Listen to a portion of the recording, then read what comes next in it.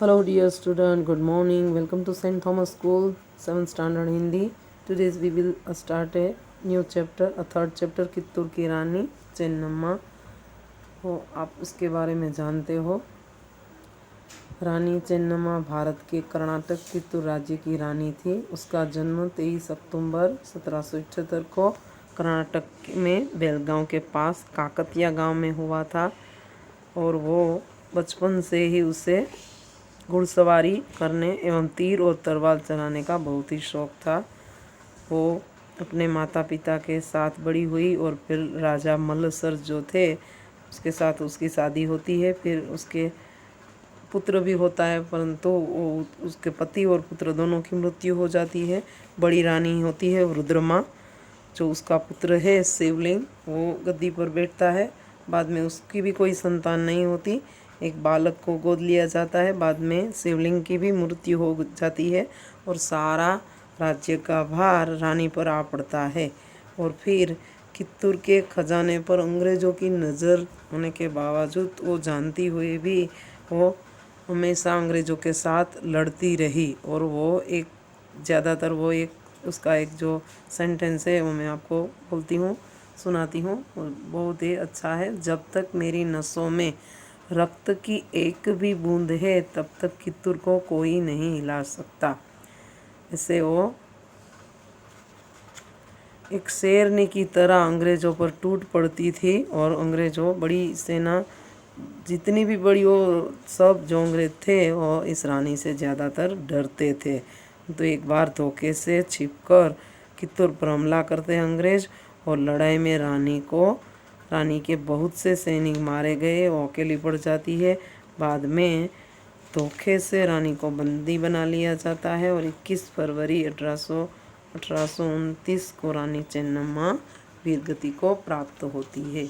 इसी थी वो वीरांगना बोलते उसको, ठीक है।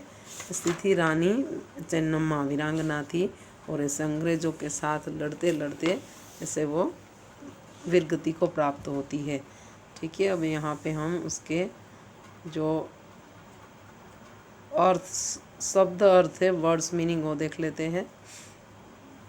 योद्धा सैनिक, वॉरियर, शौक, रुचि, हॉबी, विवाह शादी मैरिज, संतान बच्चे तो चिल्ड्रन, तलवार शॉर्ड भाषा लैंग्वेज, संपन्न सेल्फ सफिशिएंट, मृत्यु तो डेथ, योजना प्लान, योग्यता टैलेंट, आक्रमण हमला करना अटैक, आत्मसमर्पण अपने को सौंप देना सरेंडर करना मीन्स हथियार डाल देना, रक्त खून ब्लड, ओके, देशद्रोही देश के साथ विश्वासघात करने वाला डिसलॉयल, घुड़सवारी हॉर्स राइडिंग, स्वतंत्र इंडिपेंडेंट, प्रभावित इम्प्रेस, अधिकार रूल्स, बंदी कैप्टिव। मुहावरे है पहाड़ टूट पड़ना, बड़ी मुसीबत आना। जब शिवलिंग मर जाता है तब रानी चेन्नम्मा का पर पहाड़ टूट पड़ता है। क्यों? क्योंकि कोई नहीं रहता और वो अकेली पड़ जाती है और पूरा राज्य का भार उसके सर पे आ जाता है। Face a lot of problem, घणी બધા प्रॉब्लमનો सामनो करो, फेस करवी प्रॉब्लम ने। फिर गति को प्राप्त होना, युद्ध में मारा जाना, टू डाई इन वॉर। पहले के ज़माने में ऐसे ही था कि वापस नहीं आना, ठीक है, मर जाओ तो ठीक है मगर युद्ध छोड़ के वापस नहीं आना, तो उसे वीरगति को प्राप्त बोलते थे। और ये स्पेशल वर्ड है जो युद्ध में मारा जाता है उसके लिए ही यूज़ होता है, ठीक है। अब नीचे दिए गए प्रश्नों के उत्तर देने हैं और स्पीकिंग स्किल से। रानी चेन्नम्मा भारत के किस राज्य की रानी थी? तो कर्नाटक राज्य कर्नाटक के कित्तूर राज्य की रानी थी। रानी चेन्नम्मा के माता पिता का नाम क्या था? तो उसके पिता का नाम क्या था? राजा दुल्लप्पा, और माता का नाम रानी पद्मावती, ओके, पद्मावत मत कर देना, पद्मावती। रानी चेन्नम्मा का विवाह किससे हुआ था? तो आप जानते हो कित्तूर एक छोटा सा स्वतंत्र राज्य था, वहाँ के राजा मल्लसर जो थे उसके साथ रानी चेन्नम्मा युद्ध करते हुए राजा उससे प्रभावित होते हैं और फिर उसके साथ विवाह करते हैं। आप जानते हो अच्छी तरह से, ठीक है। अब नेक्स्ट हम पेज नंबर 19 पे चलेंगे। Writing skill. रानी चेन्नम्मा को बचपन से किसका शौक था? रानी चेन्नम्मा को बचपन से घुड़सवारी, तीर और तलवार चलाने का शौक था। रानी चेन्नम्मा का जन्म कब और कहाँ हुआ था? रानी चेन्नम्मा का जन्म 23 अक्टूबर 1778 को काकतिया गांव में हुआ था। 78 को काकतिया गांव में हुआ था। रानी चेन्नम्मा को कौन कौन सी भाषाएं आती थी? तो रानी चेन्नम्मा को कन्नड़, संस्कृत, मराठी एवं तथा उर्दू भाषाएं आती थी। 4 भाषाएं, ठीक है।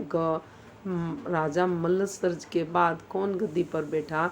तो राजा मल्लसर्ज के बाद राजा मल्लसर्ज की बड़ी रानी रुद्रमा का जो पुत्र था शिवलिंग, वो रुद्रसर्ज गद्दी पर बैठा। रानी चेन्नम्मा के जीवन से हमें क्या प्रेरणा मिलती है? तो रानी चेन्नम्मा के जीवन से हमें प्रेरणा मिलती है कि हमारे जीवन में कितना भी दुख आए, हमें हार नहीं माननी चाहिए और हिम्मत से काम लेना चाहिए। डटकर हमें मुकाबला करना चाहिए, ठीक है। आजकल कोरोना चल रहा है तो हमें उसके साथ लड़ना है, ठीक है। तो इससे डटकर मुकाबला करना है। दुख है जो भी, हिम्मत से काम लेना चाहिए। देखो, पढ़ो और समझो, ओके। गुब्बारा, संतरा, तारा, इन सब चित्रों की गिनती एक ही है। गुब्बारे, संतरे, तारे, इन सब चित्रों की गिनती एक से अधिक है, ओके। ज़्यादातर कुछ नहीं है इसमें। शब्द के जिस रूप से पता चलता है कि वह एक या अनेक है, वह वचन कहते हैं, वचन कहते हैं, ठीक है। एक वचन, दो बहुवचन आप गुजराती में सीखते हो ना, इसलिए गुब्बारा तो एक वचन, गुब्बारे तो ज़्यादा है तो उसे बहुवचन बोलते हैं। एक को अनेक से मिलाओ। रानी तो रानियाँ, match the singulars to its plurals, okay. तितली, तितलियाँ, नदी, नदियाँ, लड़का, लड़के ज़्यादा है और वहाँ फर्स्ट जो है 1 है, ठीक है। दाना तो दाने, चूहा तो चूहे, पंखा तो पंखे, नज़र तो नज़रें। नीचे दिए गए हिंदी शब्दों के अर्थ अंग्रेजी में लिखना है। रक्त तो ब्लड, शौक तो हॉबी, योद्धा तो द वॉरियर, योग्यता तो एलिजिबिलिटी अथवा तो શું થશે टेलेंट પણ કહી શકાય, ओके। नीचे दिए गए, थर्ड क्वेश्चन, नीचे दिए शब्दों का वाक्यों में प्रयोग करो, ठीक है। बचपन पहला है आपका। कब? बचपन, तो बचपन के दिन भी अच्छे होते हैं, जो किसी को भुलाए से भी नहीं भूलते। गांव, अफगानिस्तान का पहला गांव जहां सौर बिजली आए थे, ठीक है। योजना, उन्होंने गांव में स्कूल खोलने की योजना बनाई। आक्रमण, जॉर्ज बुश ने सोचा था कि वह इराक पर आक्रमण करेंगे। विलोम चुनकर लिखना है, ऑपोजिट, ओके। गांव तो शहर, दुख तो सुख, योग्यता, अयोग्यता, जन्म और मृत्यु, हार तो जीत, जल्दी तो देर। यहाँ पे येलो जो है इसमें लिखा है, आपको सिर्फ सही चुनकर लिखना है, ठीक है। आपका यहाँ चैप्टर खत्म होता है। वीरांगना रानी चेन्नम्मा, ठीक है। 3rd चैप्टर ओवर होता है आपका, पूरी हो गई, ठीक है। आपकी एक्सरसाइज खत्म। नेक्स्ट हम नए चैप्टर से शुरुआत करेंगे, ओके। पढ़ना आपको। Thank you.